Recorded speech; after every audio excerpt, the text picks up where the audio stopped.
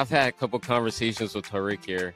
Our first EP, something happened with the network, so it didn't end up.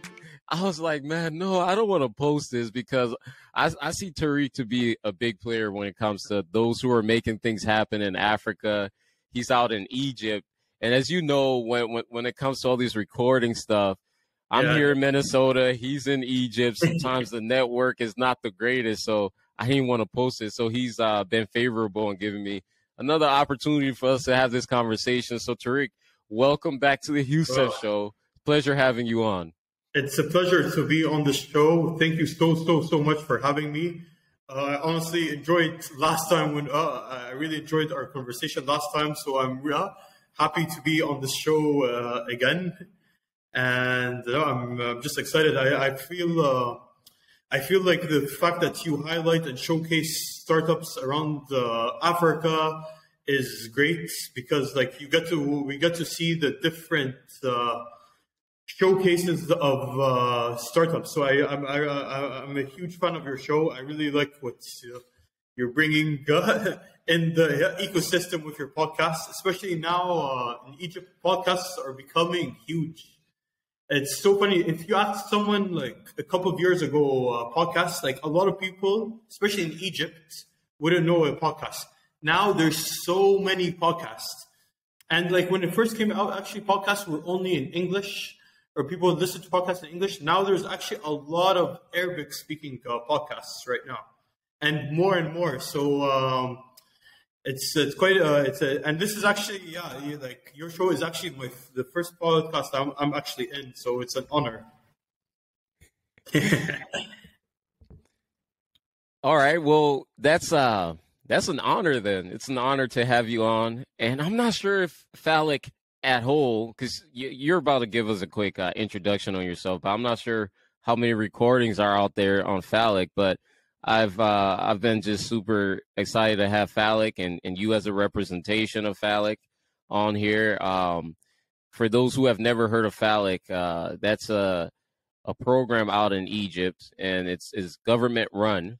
And which is the beautiful thing about that is because I just personally think that if we don't have government helping to being a catalyst for this startup ecosystem, innovation, and things going on in Africa, many countries would not become very successful without the backing of the government. So when I found out that Falak was started by the government, I was like, wow, I would love to have this conversation. But in a quick synopsis, Tarek, if you could give us a quick synopsis on who is Tarek.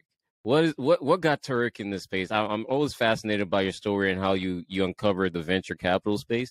And then also, if you could give us a quick rundown as well on Falak and what's going on at Falak, that would be very cool. So the floor is yours.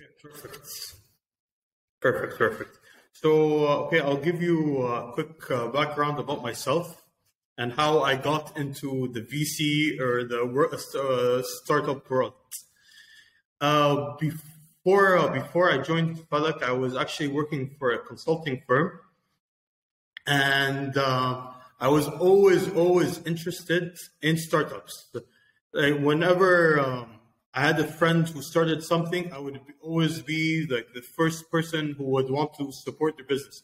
So I kind of had it in me to support the businesses, and I felt it was really important to support anyone who's starting their business, because I know how hard it is and like how important it is to have that early stage support. And so when I first joined the consulting firm, there was this conference that would happen every year in Egypt called Rise Up. And I attended actually the first Rise Up Summit, which was back in 2013.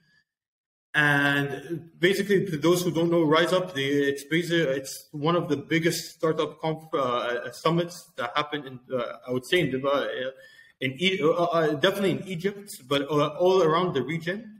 It's one of the biggest. All the startups, the VCs, they attend, and it's just like a 3-day where you get exposed to the startup world. So I started attending Rise Up from 2013, 2014. Like I started attending each year Rise Up, and every year I was just more and more amazed of the startup world.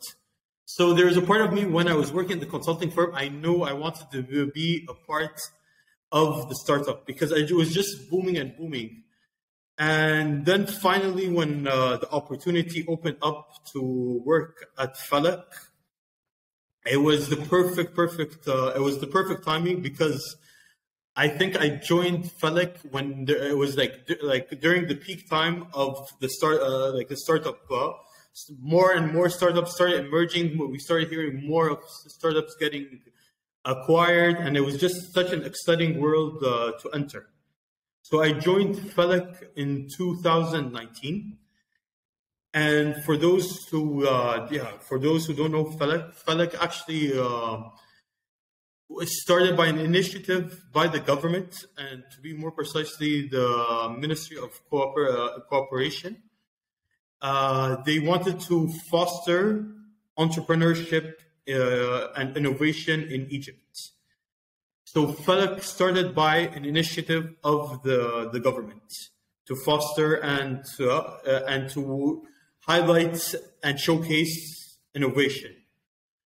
And it started off as an accelerator.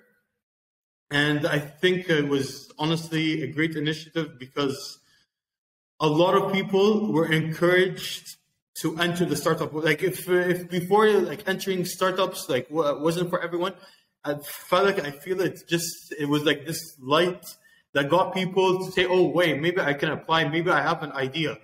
And so many people started to applying to Falak. And I think it was just a great initiative from the government to start this because it got a huge exposure to to entrepreneurship in Egypt. Okay, so now here's the thing, Tarek. Yes. As I said earlier, I think it's really cool that the government is starting these initiatives and helping build startup ecosystem. Again, without the help of government, especially in emerging markets, Africa in particular, we're not going to get anywhere, right? And Yes. I've seen a post, and I think you were the one who shared that post, right? And somewhere along the lines of the 54 countries, about only 33 have raised capital in Africa, right?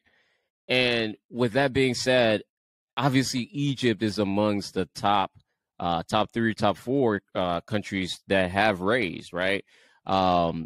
We have Nigeria, we have Egypt, we have Kenya, we have South Africa, the big 4. And what's really interesting is when you look at how many startups have raised capital in Egypt versus Tunisia or Morocco, there's a big difference. But those countries are all northern Africa, and they're close in proximity. Yes. But yet Egypt is further along. Same thing with Kenya, Uganda, and even if we're looking at Tunisia, Morocco, and Egypt, the size and the population aren't that far off neither, right? And I'm not sure, I could be wrong here, but when I hear things of government engagement, when I hear about the government backing things, it gives me, and again, I could be wrong, correct me. You're the one in that region. I'm here to learn from you, brother. But when we start seeing things where the government is actually actively engaged, how much does that actually impact the startup ecosystem, especially in emerging markets? Perfect. I'm really glad that you mentioned it because I actually wanted to mention something else. There's actually also Plug and Play just recently entered the Egyptian market, and that was actually an initiative by the Information Agency, which is part of the government, and the USAID. And so there's also like other accelerators and programs that are coming into play as well. But what's interesting is it's not only it's not only the government right now that's involved in the ecosystem, and now, but now also corporates are having the whole arm of them wanting to start their own accelerator or their own incubator. And I feel when it comes to startups and everything, it's like the most common word you'll hear when you work in the startup world is the ecosystem. And when you have a strong ecosystem, everything starts to branch out. And I feel that because the ecosystem, the government wants to play a part, the corporate wants to play a part, and I feel like and also with Rise Up, I feel Rise Up, since I've mentioned in the beginning, it was the reason why I joined, and it got me interested in the startup world. So I feel that once you start growing the ecosystem and have a lot of support, because the startup, because I work with a lot of entrepreneurs, and it's not an easy job at all. And you need so much support, and like entrepreneurs do definitely need support. And I feel like that's where Falak comes into play, because we do provide them with the right resources. And so having all this support is so important. So that's why I think Egypt is playing a big part because the ecosystem is in fact growing. And when you have a strong ecosystem that's growing, and when all the players are and all the different stakeholders are involved, I feel this is what blooms or blossoms the ecosystem and the startup world. Now I'm wondering, why should investors be interested in Egypt, and also why have they been interested? So we've seen, like you said, corporate involvement, plug and play coming into the picture, and what have you. So the world is paying attention, right? Yes. But there's still those who are in the dark ages. They're still denying the fact of what's happening in Africa, right? So why? What is the case? Why should an accredited investor focus on Africa, and even more specific, Egypt? Okay. I would, one of the common denominator why the investors are interested in Egypt is because, first of all, Egypt it's very central in the world, and it has a very large population. So people who, like investors, I'm talking about any type of investor who's interested in Egypt, is interested because it's a very young as well, a young, huge population. We're over 100 million. So that's always very attractive for an investor who wants to invest, when they know it's a young, large population. So that's a huge factor when it comes to investing. So why also, like when it comes to the tech, why are people interested in the tech? Egypt actually I think there was actually data that said Egypt is one of the most people who are always like Egyptians are more and more in tune online, especially like even when it comes back to the Egyptian revolution in 2011. So many Egyptians were on Facebook. So Egyptians love being online. They're already like they're already digital savvy, and I think more and more. Actually, I would say another event that made even more Egyptians more digital savvy is COVID. During the Corona period, more and more people were relying stuff, and there's a clear example that, especially when it comes to fintech, it's huge. Fintech is becoming huge. Like now, more and more people are using financial stuff on digitally, and that wasn't the case before. And now it's becoming actually, I would say fintech is one of the most interesting sectors in the startup world right now.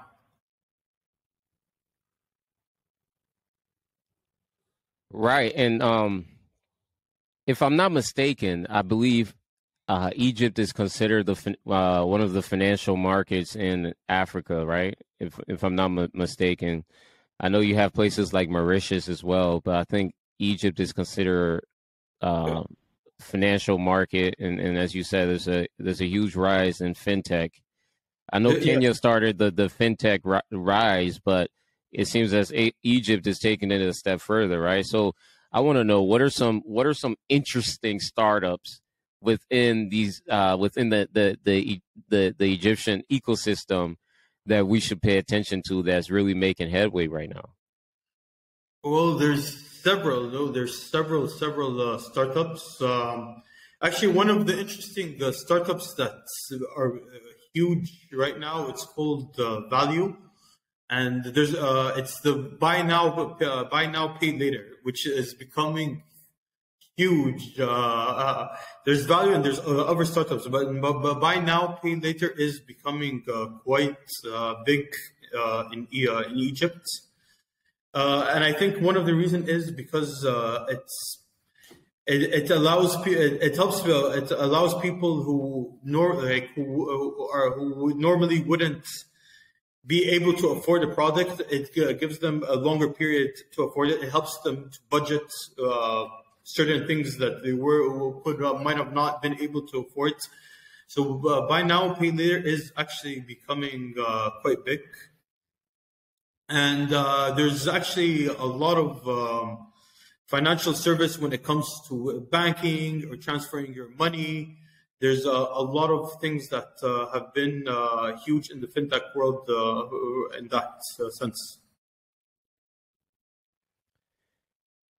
100%. I'm trying to think of his name. I almost just whipped out my phone here to pull him up. I hate having brain freeze, but I've been trying to get someone very huge in the buy now pay later space on the show here. Why am I blanking out? He's Yes. in Egypt. Well, there's several ones. There's actually but I would say Value is quite a big one. And Yeah, okay. yeah, Anyways, rabbit trail, rabbit trail, rabbit trail. Now let's talk about Falak. Okay. yes, Falak, super exciting. A lot of good things happening. I've had an opportunity to speak over LinkedIn with some of your teammates at Falak there, and really nice people. And I'm super excited to even have further conversation with many of them as well.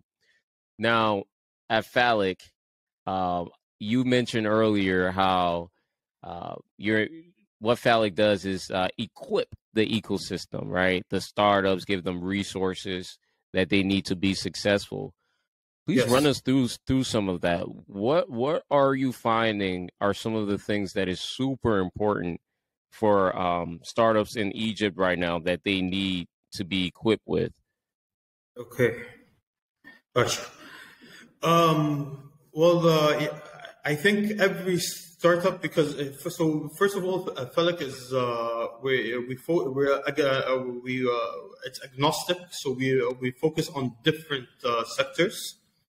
So each startup faces a different type of challenge, and also when it comes to the startup, because it's still very new, and yeah, it's still like startups are disrupting markets, whether it's health tech or e-commerce. Like they are disrupting the market.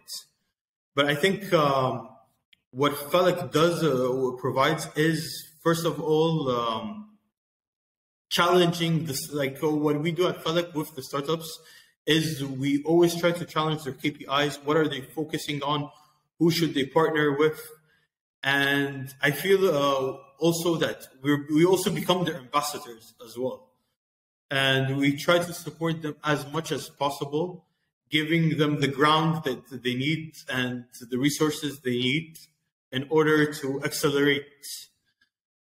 So I would say what I would say is that yeah, it's just by providing them the necessary resources. We uh, we also like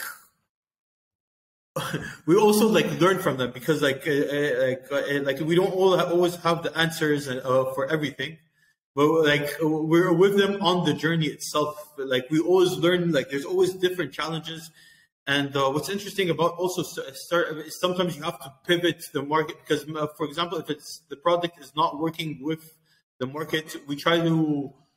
For example, pivot, or maybe they need to focus more on this product. They need to focus on that. So what's quite interesting is that we're guiding them and supporting them. Like obviously, they're the ones who are like doing the work, the main work. But we're kind of like giving them the resources and challenging them at the same time. Now, let's discuss co-investing. I'm sure what I've come to realize, and I could be wrong here, but when it comes to emerging markets, what make foreign investors in developed markets more comfortable with making an investment is if there is a co-investor, especially one that is local and harvesting the startups themselves. How open is Falak to co-investors in a lot of the projects you currently have in your ecosystem?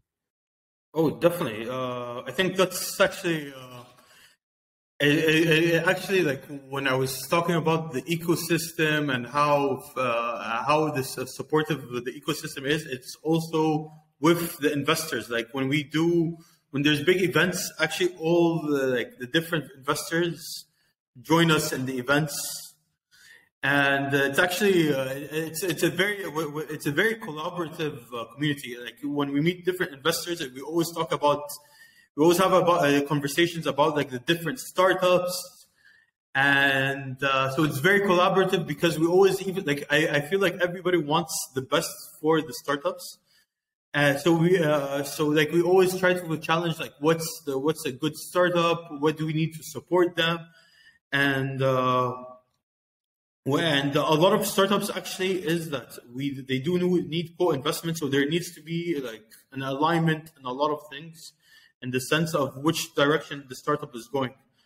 So I would say yes, it's very important. Like it's very necessary to co-invest because when startups start raising for pre-seeds or seeds or Series A, is it's not only one investor. It's usually like there's a co-investment.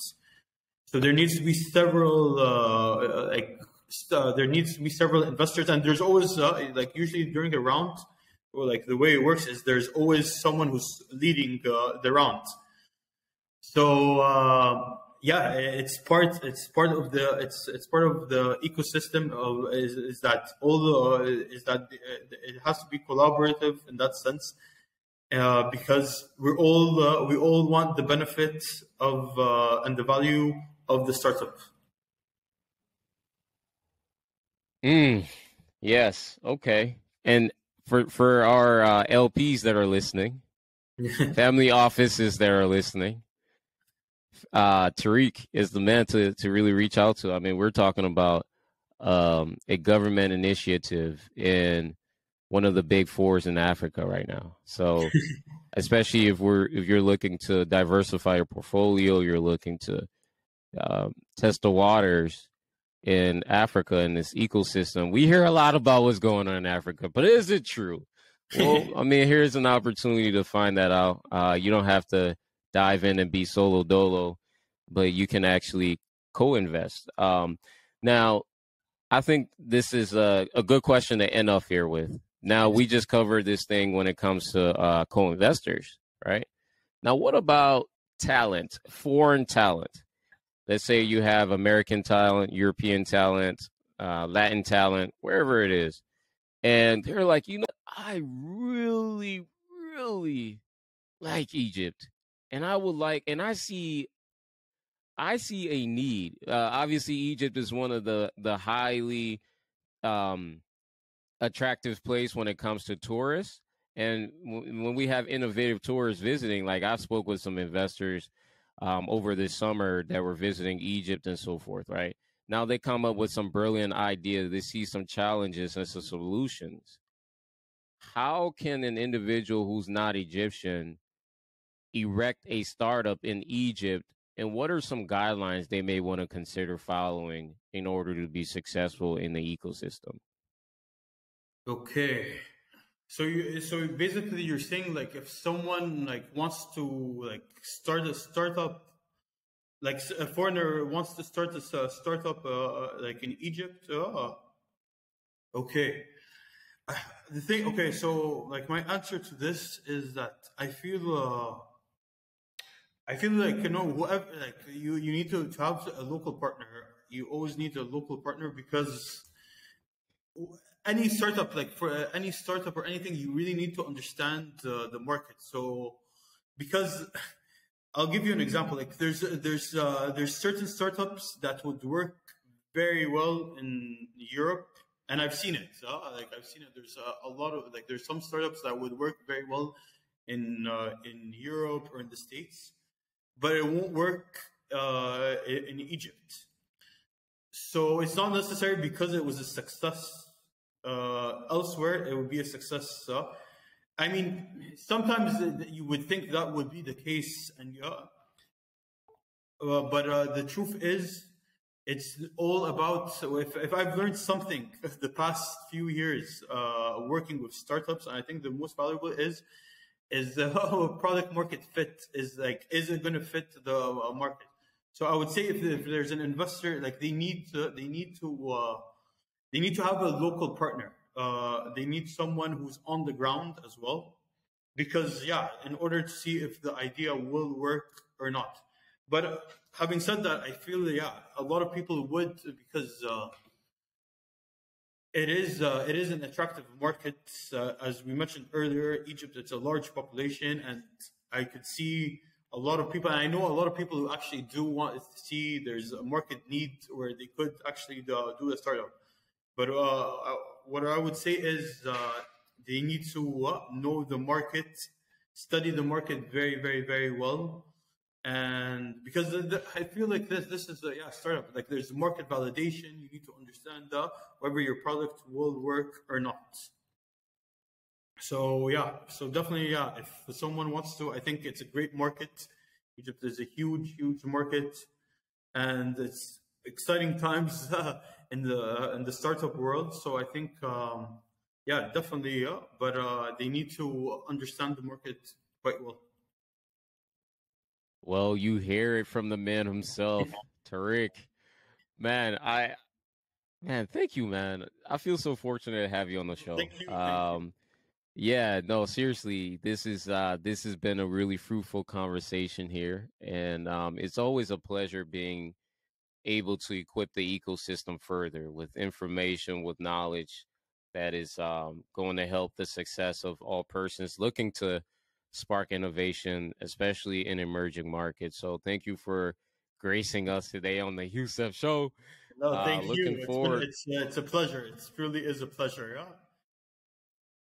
Thank you I so much. believe And I thank you believe for, this. and I love that you're showcasing the startups.